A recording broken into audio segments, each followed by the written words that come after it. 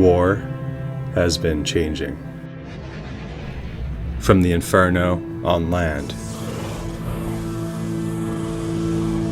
to the warfare spreading across the seas. And soon to the skies above.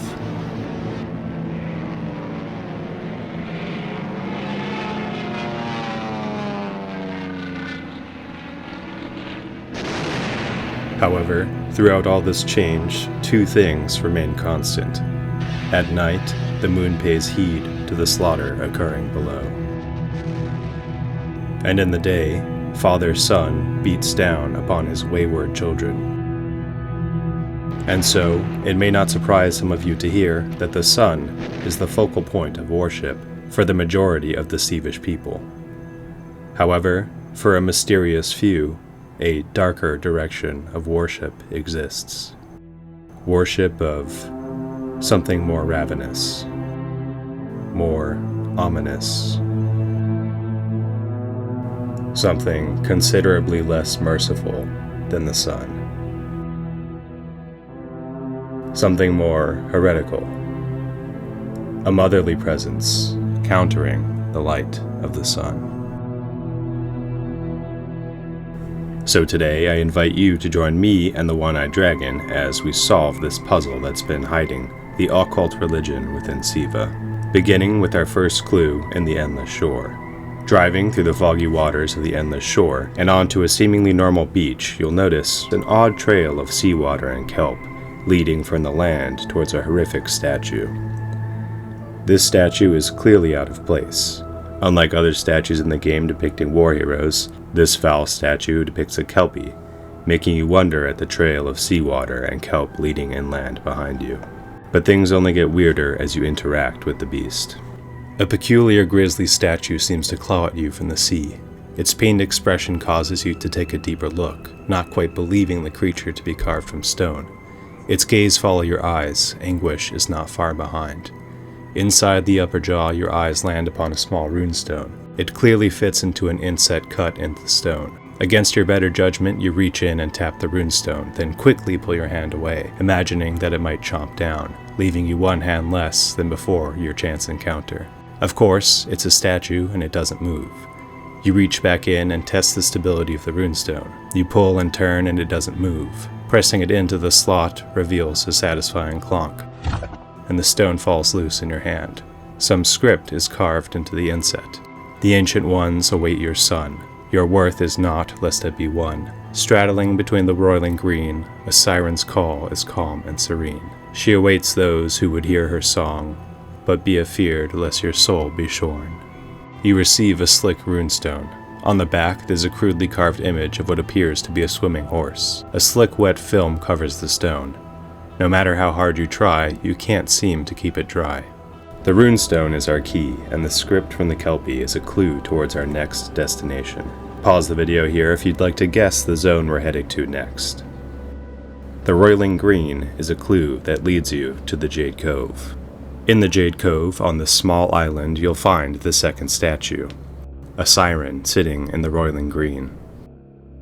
A monstrous maiden sits atop a rocky perch. She stares back at you, contemplative. Through her expression alone, you swear you can hear her song echoing off the surrounding waves. The song is longing and dread. After spending a moment in the same space, your initial unease begins to fade, and you fall under her spell. Finally, you are overcome with a sense of grief, and your eyes fall to the space between the creature's hand and womb. Curious, you place the slick runestone in the gap, expecting nothing more than the sound of the circling gulls in response. Only something clicks and clinks onto the stones at your feet. One of her scales has dislodged itself. You pick it up and it cuts into your palm with razor-like edges. An inscription is revealed in the space behind the sharp runestone. Beware black mist and the raining ash, but embrace falling leaves as they pass. Trust not your eyes nor weary mind, the fog rolls in to obscure you'll find. Her beasts watch on where they ought to roam, their path is clear within the gloam.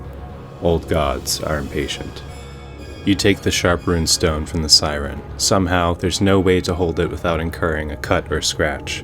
Even when you try to dull it on stone or metal, the edges never splinter or crack. And so you have another key and another clue. The fog and the falling leaves should lead you to a zone which has both. And in this zone you'll find your next statue. A large, lifelike statue of a resting wolf flanked by a crow. Before approaching, you thought the wolf may have been real, watching you from afar, and thought of its eyes glistening in the dark, waiting for the right moment to pounce. The light hit just so, and the mirage dissipated. So you approach. It's much too large for a common wolf, and its companion is, of course, a curious addition. Your mind runs as you ponder its addition and the purpose of these statues. This is now the third statue you've encountered, all made of a stone that doesn't seem to weather or erode. You get the sense that they're ancient still. Some ancestral rite, maybe? An elaborate joke? As the word joke flutters through your mind, you swear the crow tilted its head mockingly. Examining it closer, one eye appears to be inset, rather than carved like the other. Another key? You comb the sculpture for any signs of where the sharp stone might fit, and find one of the wolf's teeth missing. Sure enough, the runestone fits perfectly into its jaw with a sharp snap. The crow's eye falls to your feet and you scoop it up, though it feels like nothing in your hand. Once again, the opening reveals an inscription. A god's home no more, these bones have broken before. To wish and to hope is a weak endeavor, his tears built mountains that cried forever. Could the end of the night bring on the light? His death came with a frightening flight. Only his bastards mourned him, for he was disgraced. A king of the clouds turned clown of the mounds. You take the crow's eye from the ground. The stone is so light if you close your hand, the only indication that something is contained inside is marked by its rough exterior brushing your skin. It might as well be air. Another key and another clue. This clue is rather simple. The crying mountains lead you to a waterfall. A cloaked woman carved from stone.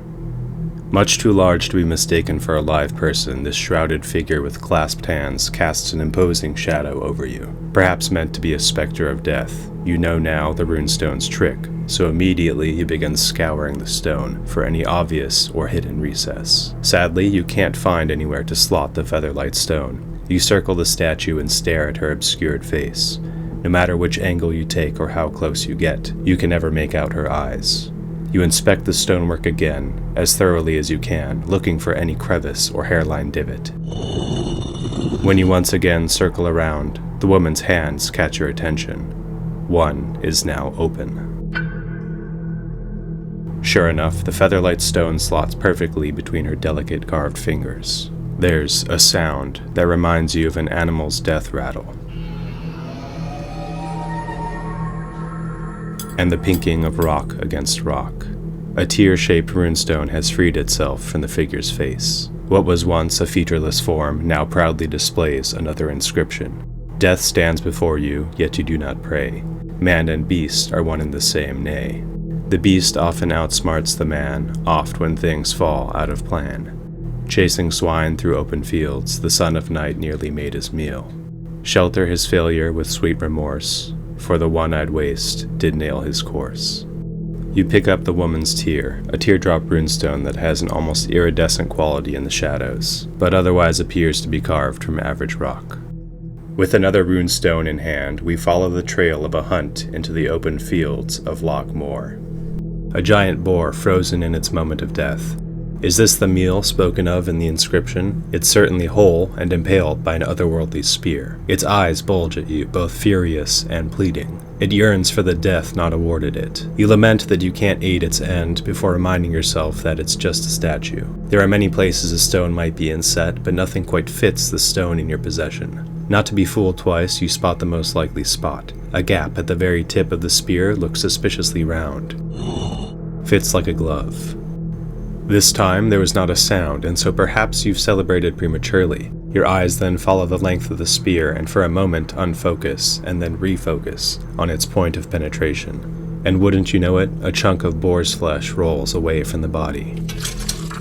Your hand is stained black as you palm the stone. There's no inscription this time, at least none that you can find. This peculiar stone has a black film that never seems to rub off. You lick your finger and try to find a surface beneath, but instead, letters start to clear away. One after another, you uncover the message in tiny, carefully chiseled cursive. Wasted meat is the curse of men.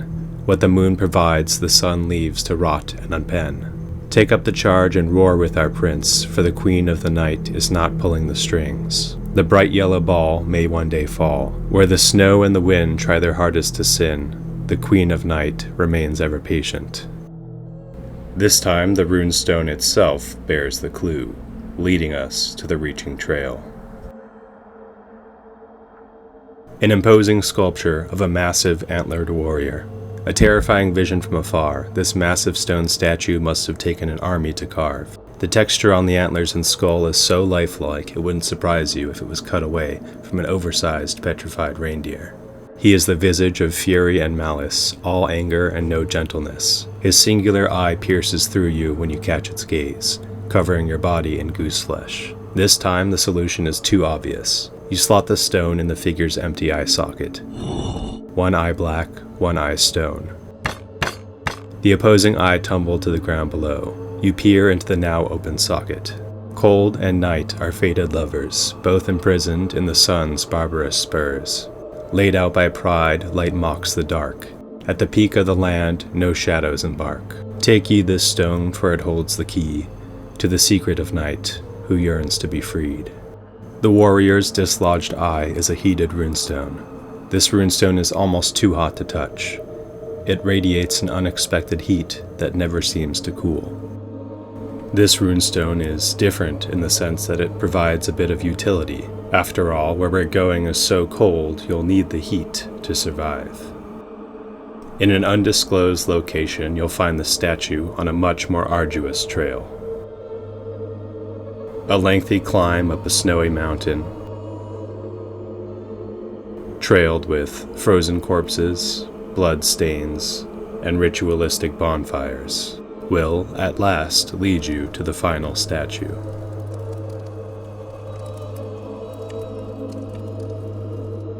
A seated woman with a regal disposition, a crow rests on her hand.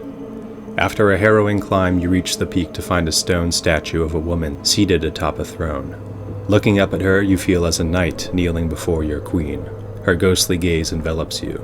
Being in her presence is more of a relief than any sort of intimidation. You imagine her taking you under her wing, whispering words that give you hope. The stone itself all but vibrates with an energy you cannot quite place. This is an ancient place. Several frozen corpses surround the throne. It leaves you wondering who they might be. How did they get here? The climb up was no walk in a park, so it seems like a sure amount of effort would have gone into transporting them. Are they a sort of sacrifice or tribute? The crow's wide-open mouth is begging for food, so you climb up onto the throne and insert the burning stone. It fits with a satisfying click. A stone panel on the arm of the throne that you're standing on begins to shudder. You stand aside and it flips over, revealing another inscription. Betrayed by the sun, you've indulged in my game. It's all for naught, for I've been rendered lame. Heed not the venom skewed by vicars and saints. They bring only decay. It's with your blood that they paint. This sacred land was taken by blade. The ancients remember the blanket they made. Do not be blinded by the light above, for truth is revealed where shadows have nothing to prove. The sun provides fleeting warmth, but the night persists long after the hearth. So, Dragon, I don't understand. Is this related to the blood cult? Like, how did all these bodies get up here? Dragon? If you haven't subscribed yet, now is the perfect time. I'm making weekly Foxhole videos. Please like and comment for the algorithm. A huge thank you to the One-Eyed Dragon. Without him, this video would not be possible. Feel free to check out the lore wiki he's been working on in the description of this video. Thank you to our generous patrons for funding this video. Most importantly, have a good day.